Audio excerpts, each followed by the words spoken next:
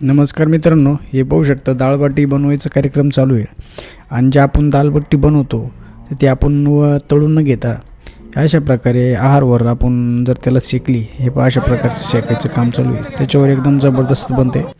आणि हे बेंदोडी गावामध्ये आपलं भागवत सप्ताह होता, त्यानिमित्तानं इथे जेवणाचा कार्यक्रम म्हणजे भंडारा असतो.